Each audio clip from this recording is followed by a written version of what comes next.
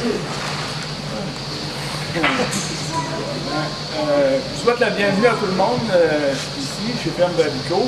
Il me fait plaisir à moi, Nicolas, mon frère et moi de vous recevoir ici aujourd'hui. Mes parents ont acheté la ferme en 1967. Ça fera donc 50 ans l'an prochain que l'entreprise a commencé ses opérations. À cette époque, la ferme possédait 150 acres de terrain. Elle comptait 13 vaches pour une production annuelle de 15 000 litres de lait. Aujourd'hui, nous avons des vaches qui produisent à elles seules cette quantité. Mes parents ont toujours eu à cœur de faire progresser l'entreprise, d'augmenter sa rentabilité et son efficacité. Et d'année en année, ils ont acheté du quota, augmenté le troupeau, amélioré la productivité des terres, défriché de nouvelles terres, acheté de nouvelles terres.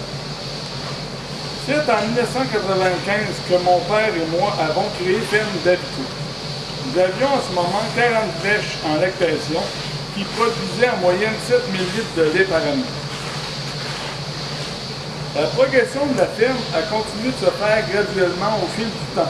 Nous avons continué d'acheter du quota, acquis une terre adjacente avec un bâtiment, ce qui nous permettait de continuer notre expansion sans avoir à construire de nouvelles bâtisses. L'intérêt de mon frère Nicolas à la ferme est son apport au domaine de l'ambition. En 2000, afin d'être en mesure d'intégrer Nicolas à la ferme, nous avons investi près de 700 000 et construit une porcherie de 2000 porcs à l'engrais.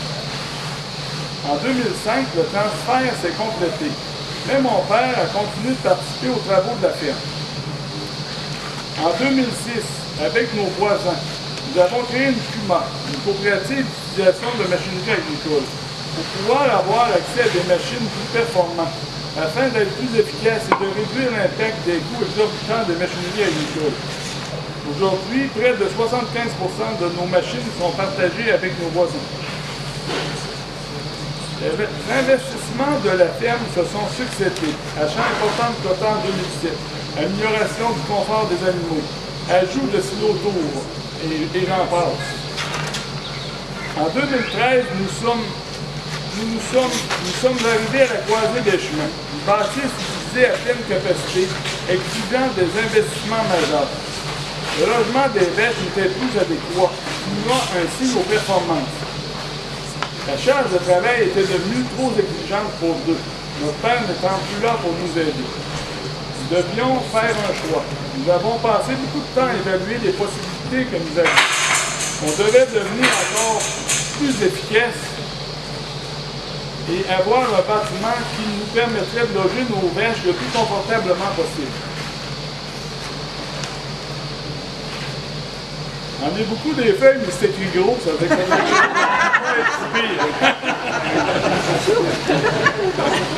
En 2014, nous avons décidé d'investir près d'1 million de dollars et de construire ce bâtiment. Et y avons installé un robot de traite. Les vaches sont logées selon les meilleurs standards pour satisfaire les nouvelles normes de bien-être animal. Nos priorités étaient vraiment de rendre nos animaux le plus confortables possible. Donc, les vaches en lactation ont accès à des logettes profondes sur accumulation de litière. Elles peuvent se rendre au robot de traite, aux abreuvoirs, à la mangeoire ou encore à la salle de massage personnalisée. Au fond, il y a une brosse automatique.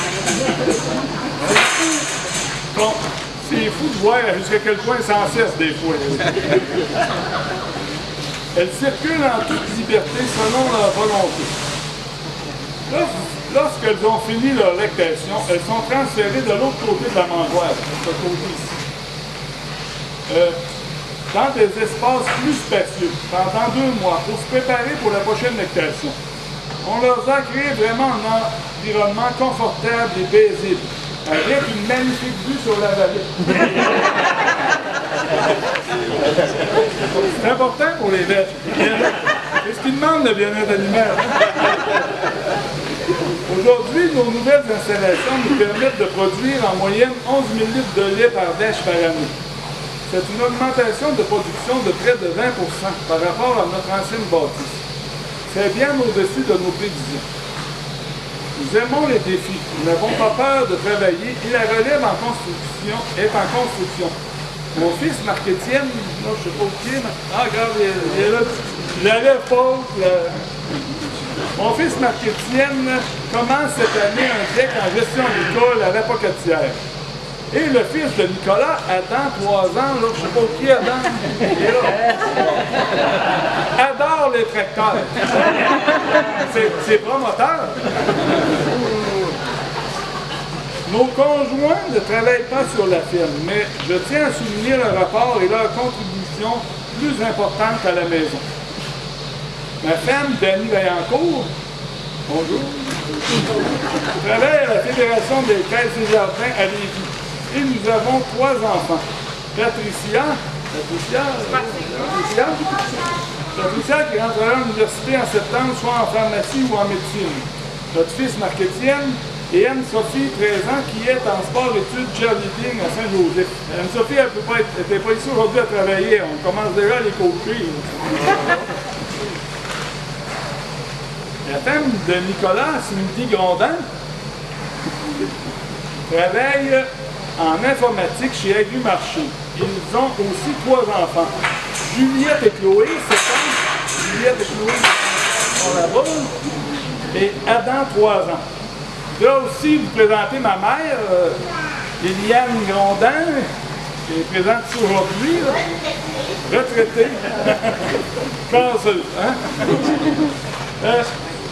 Même avec ses bonnes performances, la situation n'est pas facile. En effet, depuis 2015, nous avons subi d'importantes baisses de prix du lait, ce qui vient annuler tous les gains de productivité et d'efficacité que nous apportent nos nouvelles installations. Donc, on se retrouve avec des emprunts supplémentaires et une situation financière plus stressante qu'avant la construction. Les baisses de revenus importantes, après des investissements comme on a fait, ça change un budget. Ça prend pas mal d'imagination pour boucler le budget ces temps-ci. Je vais juste faire une petite parenthèse. Depuis 2015, le prix a toujours diminué dans le lait. Là.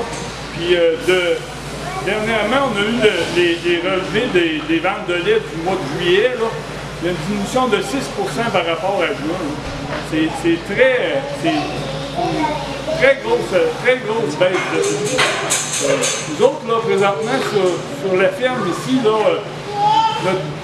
nos budgets, on prend à peu près 8-9 de retrait personnel pour vivre. Avec si on a, si cette baisse-là ne se résorbe pas là, dans les prochains mois, là, ça équivaut à peu près à ce qu'on prend pour vivre, là, cette baisse de lait-là.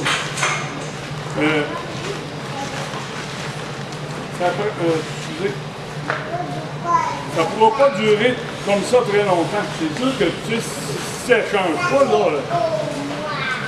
on est comme tout le monde, on a besoin de revenus pour vivre. Vous avez sûrement entendu parler du lait filtré. Ce produit créé spécialement pour contrôler notre système de gestion de l'eau. Ce produit qui a une double identité. Pour traverser les frontières, les douanes l'appellent protéine laitière.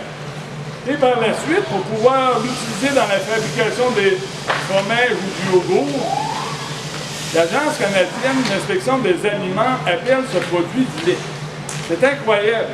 2 agences sous juridiction fédérale qui ont le même patron, qui ont les mêmes supérieurs, ne s'entendent même pas sur l'identité d'un même produit.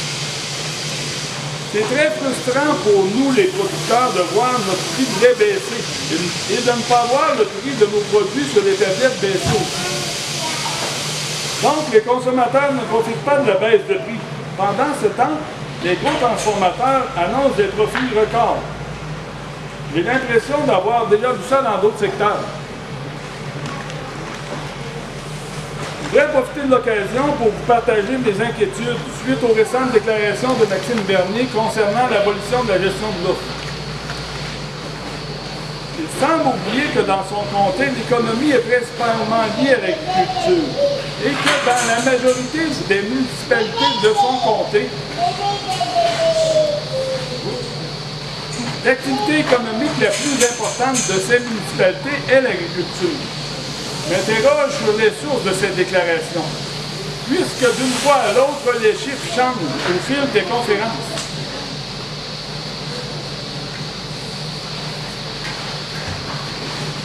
Depuis qu'il nous a qualifiés d'illettrés économiques, je m'intéresse davantage à différents articles sur l'économie, afin de parfaire mes connaissances.